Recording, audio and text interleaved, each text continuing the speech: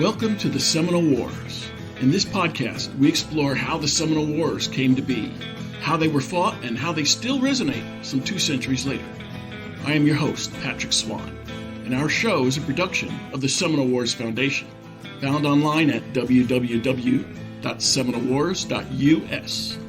We are recording today from the homestead of the Foundation in Bushnell, Florida. Thank you for listening. Hello and welcome. This podcast has featured many episodes on the Fort King Road. This week, we explore the Seminole Trail. The trail is a patchwork of sights and scenes throughout Florida that are related to the Seminole Indians.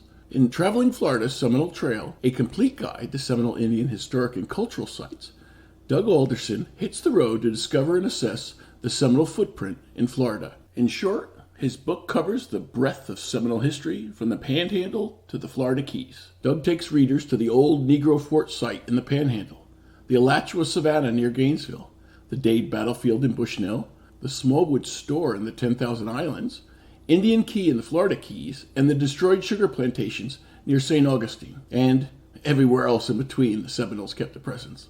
An author of 15 books, Doug Alderson writes about the historic and dynamic nature of his home state of Florida. His books include this one, for which he recently published an updated second edition. Of note to listeners, he penned a new guide to old Florida attractions, which the Florida Writers Association placed in the top 5 of published books for 2017. He's won 4 first-place Royal Palm Literary Awards for travel books and several other state and national writing and photography awards. Additionally, his articles and photographs have been featured in numerous magazines, including Native Peoples, Wildlife Conservation, American Forests, Sea Kayaker, Sierra, and Mother Earth News. Doug Alderson, welcome to the Seminole Wars. Thank you. Great to be here and great to talk with you, Patrick, about traveling the Great Florida Seminole Trail and other topics of interest. Doug, what is the Seminole Trail? The Seminole Trail, it's somewhat figurative. There's not a marked trail. In the book, I pretty much follow the chronology of the Seminole history. It really ends up being geographic. Can we say where it starts and where it ends? It struck me about 25 years ago when I was doing some research that it really starts in North Florida, and in the Florida experience, it ends in South Florida in the Everglades area. Of course, Oklahoma is part of that, and the Bahamas and some other places where Seminoles ended up. But in the Florida experience, it really covers almost the breadth of the entire state. And so the book follows the Seminole history fairly geographically, and you can do that. Where does the name Seminole Trail come from? The term Seminole Trail is not unique with me. I first came across it a few years ago when I was reading Brent Weissman's book, Unconquered People. He mentioned that in his last chapter and listed a couple sites. And I thought, well, this is intriguing. It's something that could be expanded upon and made it real appealing to the general public. And that's the purpose of my book, is to pique the interest of visitors and residents of Florida that may be interested in Seminole history, but they may not be scholars. And this is kind of their introduction to the Seminole history. And they can actually physically visit sites that have interpretation. Didn't want them to go and just see a historic sign, but something that maybe is more involved, a museum, a reenactment, something that really helps to engage them, and they can kind of feel the Seminole history that went on there.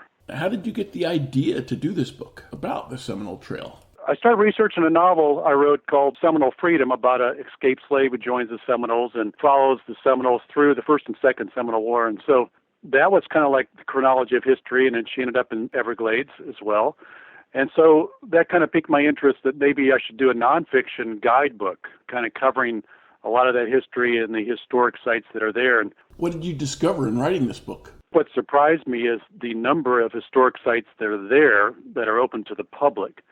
Some obviously are in private land, some major battles that are still on private land, and you may see a historic sign by a roadside or in a town or something, but there are some major sites that are open for the public, and museum displays and the reenactments that went on. And I didn't realize there were the reenactments with the Seminole War. I was more familiar with some of the Civil War reenactments. So I was pleasantly surprised to witness the Dade reenactment a few years ago and how well that was done and how well received it was. I think there was probably several hundred people there when I was there. And it was so well done because I just read Ransom Clark's account. He was one of the lone survivors, along with Alligator's account, a Seminole leader. They really covered it well, and they condensed the battle down from, like 4 hours to less than an hour. They did a great job with it, with the interpretation and the visual battle in front of you. I was just really impressed with that. And I followed that up with the Okeechobee battle reenactment as well. That was done very well as well. The Okeechobee one, it was the largest pit-staged battle of the war, but it's hard to get enough reenactors to kind of give you that feeling that this was hundreds of people involved with this battle on both sides. And it's hard to get enough reenactors to really portray that. I think there was 20 or 30 on each side during the reenactment. The state of Florida publishes a travel guide to Seminole war sites and to sites from Native Americans in Florida. How does this book differ? There's a Native American site guide that covers Native American history around the state, and it's a booklet, brochure, and it covers more than just Seminoles. It covers other Native American history, and that's very important. This, I try to get a little more in depth so to where a site has an individual chapter. The major sites, I included a chapter. I try to quote some of the historic accounts as well as interview some of the reenactors and contemporary people, including some Seminoles as well. So I try to bring it into the present day that way and how people are still feeling these battles and why they're doing these reenactments and so forth, because there's no living person from the Seminole Wars, but it still is alive in many ways in our state's history, and these reenactments help bring it to the present day for the current audience. What did you hope to achieve with this book? I just wanted to go more in depth, and I wanted to bring it to the general public. It's not meant for scholars.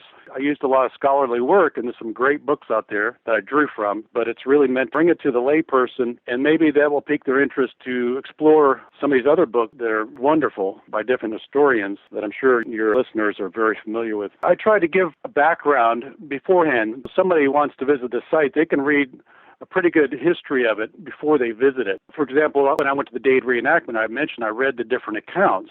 And so that really gave me a little more of a grasp of it. So when I saw the battle, I went, gosh, they're doing it just like the account. They're doing such a great job of this battle because I'd read the accounts. And that really helps. And so I'm hoping that people will read the book when they visit a site, they read it beforehand, and they can grasp it a little bit better when they do visit, and they go a little more in depth than just breezing through there like on a tourist attraction. So it's more than a tourist attraction, these sites. This is historical, and it means a lot to a lot of people. I really want them to appreciate the current Seminole Indians, because these people, if you look at the last few generations, they're a study in resilience and adaptability. For what they went through and the handful of survivors that made it in Florida, because most of them were removed to Oklahoma. But the ones that remained and how they're still here and adapting and doing quite well at the moment, by the way. And they're going to continue to evolve. Native Americans are not frozen in time. They continue to evolve like all of us do. And so it's going to be interesting to see their culture in 50 or 100 years. And I think you'll still see some iconic elements of their culture survive, patchwork clothing and some of their images. And they're going to keep some of their ceremonial ways, and some of their customs, I think, will survive. And in other ways, they're going to be continuing to adapt to the modern culture. And we certainly see that with the casinos and everything. Can you really say the Seminole influence spreads throughout the state of Florida? The Seminole influence spans the entire state. That's kind of what I wanted to show in the book, why I started the book in North Florida and all the way down to Indian Key, down to Keys, because there was a battle there as well. So it really covers the entire state. So just about anywhere you go in the state, you're going to step into some Seminole history, whether it's on the Apalachicola River in North Florida or the East Coast with the ruins of the sugar mill plantations, Fort Marion, where the Great Escape happened with Coahuila, Wildcat, and some of his warriors escaped, on down to the Everglades. And I went to Indian Key. I pedaled my kayak out there and walked the Indian Key where it was raided by Seminoles who came by dugout canoe. So just all these things, anywhere you go, you're going to find some Seminole history.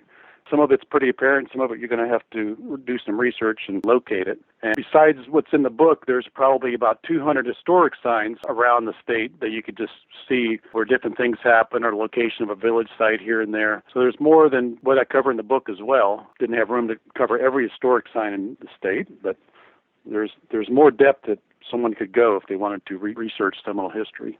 And it's still going on. Seminoles are still making history in the state, so it hasn't stopped. Where does your book begin? I start the first chapter with the Alachua Indians, believe it or not, in Tallahassee at San Luis Mission Site, because what happened to the original Florida Indians, 1600s and 1700s, really influences why the mostly Creek bands came down into Florida. So most of like the Appalachians, got pretty much wiped out and moved west with the Spanish. So that opened the way for vast tracts of Florida that really didn't have any large Native American populations. There was a few remnant populations. So the Creek Indians came in looking for deerskin. The deerskin trade had a huge influence on why these people moved in, because they had to get these deerskins to get what they wanted. And also they felt a little safer in Florida for the most part, at least in the beginning, from the settlers moving into the Georgia and Alabama, South Carolina. And so I started out with the Alachua Indians just to show what happened when they were dispersed and how eventually the Creek Indians came down and settled this region. Then I moved to the Alachua River, which was a major site for many different bands of Seminoles and escaped slaves and free blacks at a place called Prospect Bluff, was kind of like the centerpiece. And that was a British fort that was turned over to the escaped slaves and the Seminoles, and there were some Choctaw Indians and other Indians there as well. Eventually, that was blown up in a battle with the American Navy on the Alachua River. A couple years later, the first Seminole War occurred on that river. Andrew Jackson brought his forces and moved to the east to the Suwannee River, where he stopped. He burned villages there, and that's where he turned around. That influenced the easterly movement of the Seminoles. So after that, I followed the migrations farther south to central Florida during the Treaty Lands there, and eventually the Americans wanted to force them to Oklahoma, and so then the Second Seminole War started, and eventually the bands retreated into the Everglades, the remaining bands. So this occurred over a major span of about 50 years, where a lot of the wars and movement occurred. Of course, the span of time is a lot longer. I also cover what happens when the Seminoles were trying to adapt to the changes in the Everglades with the draining and the overhunting that was going on and so forth. It's when they started to evolve into doing things for tourists in Miami area, especially in the Tamiami Trail. The Seminoles became adept at making things and doing alligator wrestling and so forth for tourists. And I bring that on up to the present day, where now it's the casinos. And so the Seminoles actually can hire outside people to do alligator wrestling and some of these type of things. So I did go down and visit some of the contemporary villages for tourists, like at the Miccosukee Indian Village, and talk to the contemporary alligator wrestler there. And he's not Miccosukee or Seminole. He was hired by the tribe to wrestle alligators. And so it's kind of interesting take on it that the Seminoles now teach other people how to wrestle, and they work for their villages.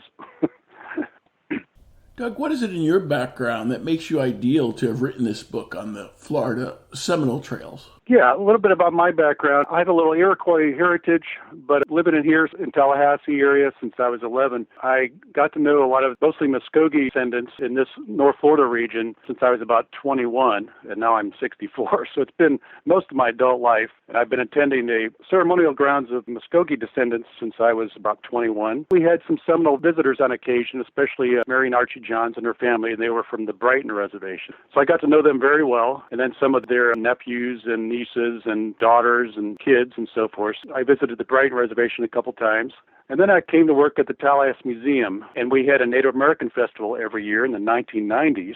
And we brought Seminole people up from South Florida and got to know Big Made Jumper and some of the leaders in the Seminole tribe, and they came up every year and they demonstrated for us and sold different crafts and food and so forth. It was just a great relationship, and we look forward to their visits every year. And Bobby Henry, the dugout canoe building demonstrations and so forth. Just over time, I got to know some of the Seminole people and appreciated their humor and their ways of knowledge, their ways of life, and just down-to-earth people, really fun to be with and very deep in some ways. When I started the book, I contacted James Billy, who was the chairman of the tribe. We have a mutual friend, Dan Penton, who's a Muskogee leader. James Billy called me up, and he was very impressed. He read a couple chapters and gave me a lot of encouragement, kind of gave me the stamp of approval in my mind that it was okay to do this book. I didn't want to do it without any contact with some of the leadership for the Seminole tribe. And when I went to some of the reenactments, I started talking with some of the Seminole reenactors as well and interviewed them, and they seemed very happy with the book. I really enjoyed my visits at the museum, too, the Atathiki down in the Big Cypress Reservation, and I stayed at Billy's Swamp Safari in one of the Chickee cabins, and I just thoroughly enjoyed that visit, met some very nice people, and they were very gracious and let me talk to them and take some pictures. I just never really had any roadblocks, so I felt good about pursuing the book and getting the publisher, Pineapple Press, and they were happy to do it. And so now the second edition just came out in August. All right, Doug, what's new in the book? What's the update all about? Yeah, so One of the main things that I updated some of the figures, some of the modern Seminole figures I had in the back in the last chapter, but some new work being done at Prospect Bluffs in the Alachua River by Dale Cox and some of the Forest Service archaeologists there. And so they also renamed the site to Prospect Bluff Historic Sites versus Fort Gadsden Historic Site because there's several different forts and a trading post there, so it's more than one fort that was there. So I wanted to update the name of the place, and also they've reinterpreted the graveyard that's existing there. They think that was the graveyard for the soldiers that were there after Andrew Jackson's invasion when they occupied the site. And they think the people that died in the big explosion in 1816 were buried in a mass grave not too far away. And they even brought in cadaver dogs. They all pointed to the same spot. And so they think they were buried in a mass grave nearby that was unmarked. So that was new information. The major change on the historic sites as far as the work I uncovered. I added a Dade Memorial in St. Augustine. I added that as a site too. That was not in the first book. I'll clean up some language here and there and some facts and figures, but I think the Prospect Bluff site was the major site that's been reinterpreted a bit. And Dale Cox has a book out on Prospect Bluff that's excellent. It's a great resource, and that only came out last year. So I sent him the chapter, and he was fine with it, the revised chapter, so very happy with that. I admit that I'm not a historian as far as in the caliber of Joe Knish and Dale Cox and many other people, and so I'm really a writer that likes to write, interpret some of these historical works, and in other areas, some of the biological works and other avenues I've written about, and try to make that understandable to the public and appealing to the public, because they may not want to plow through some of these works that I've plowed through, but they may like to read mine and some of the other books that are very readable for more the general public. And that's our goal. If we want this history to be remembered and honored, I think we do need to reach out and make it very appealing and understandable to each generation that comes along. And that's been my goal most of my life, is to do that type of writing.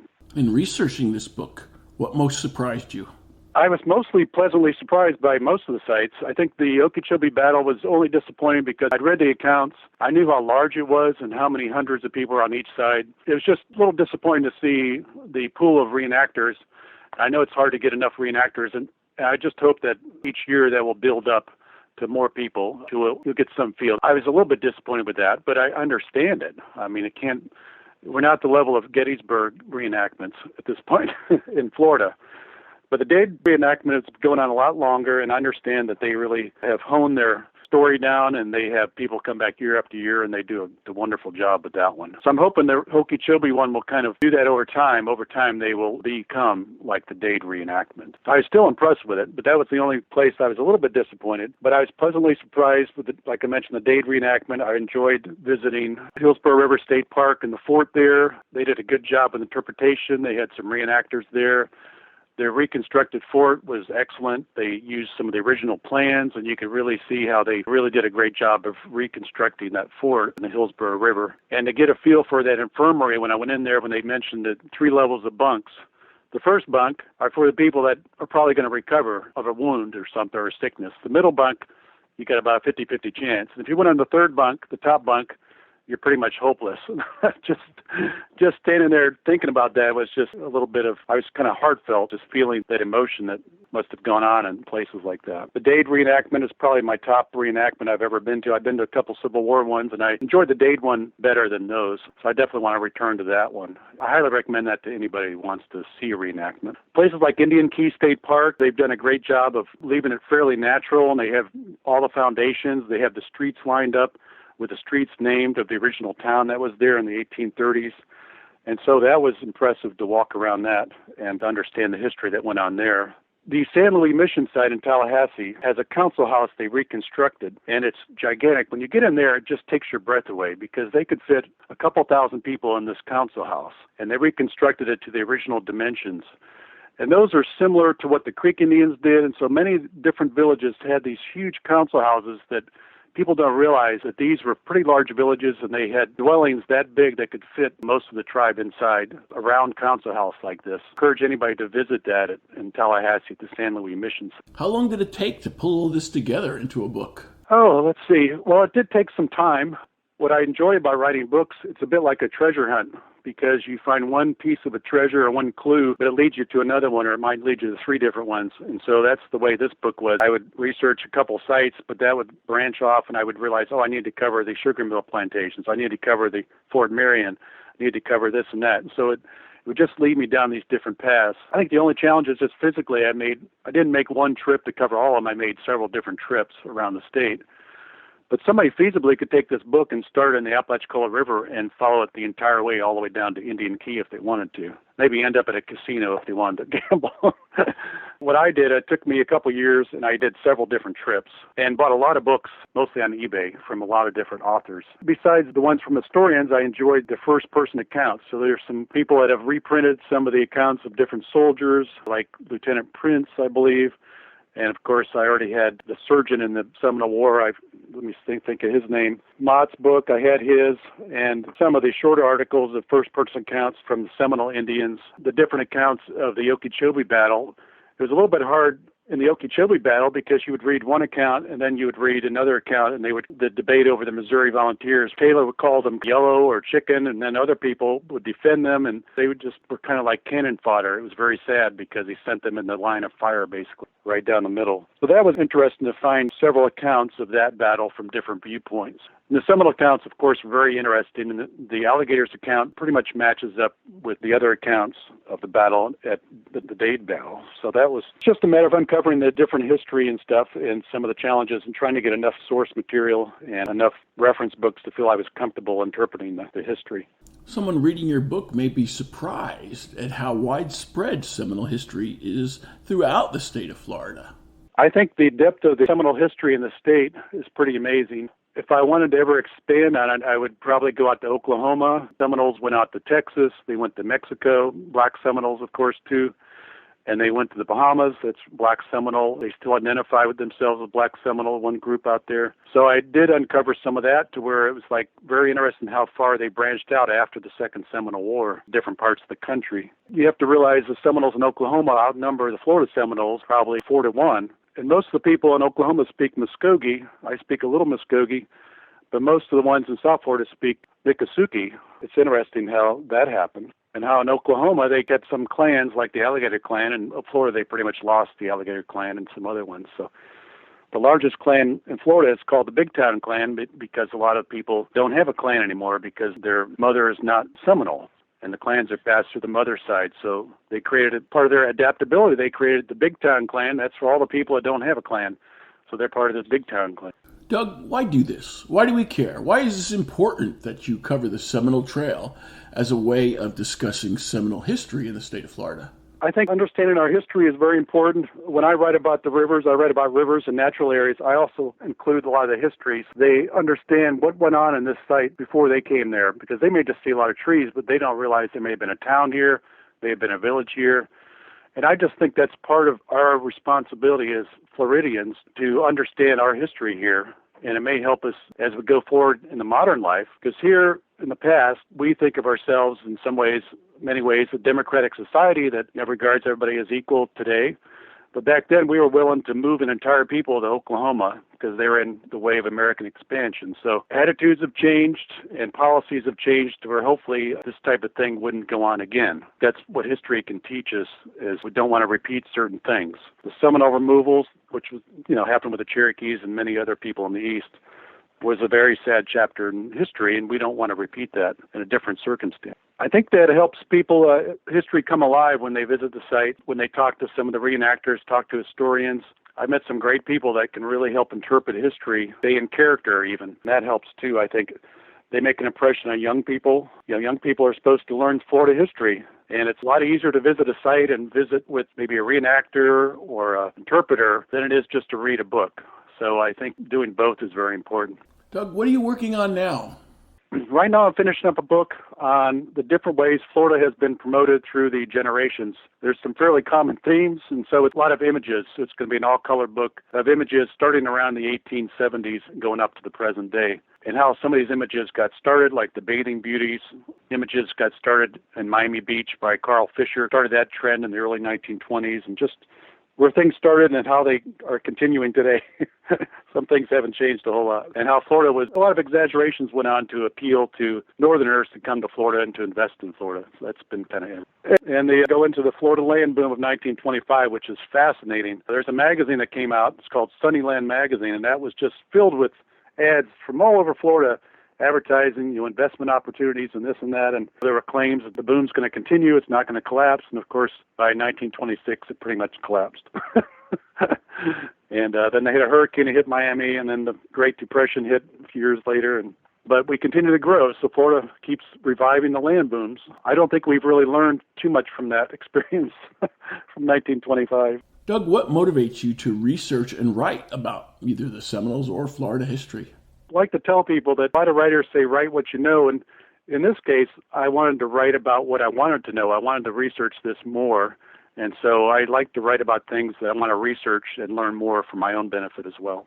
I look forward to diving into more Florida history. And these type of books, you're not going to make a living at it, really, and you're not going to make a lot of money. So just have fun with it and really expand your knowledge and your relationships. You meet a lot of interesting people and make new friends and just enjoy the experience. I enjoy the writing part, the research part, and the promotion part. So it's all good to me. That'll have to do it. Doug Alderson, thanks for joining us for the Seminole Wars. All right. Thank you very much, Patrick.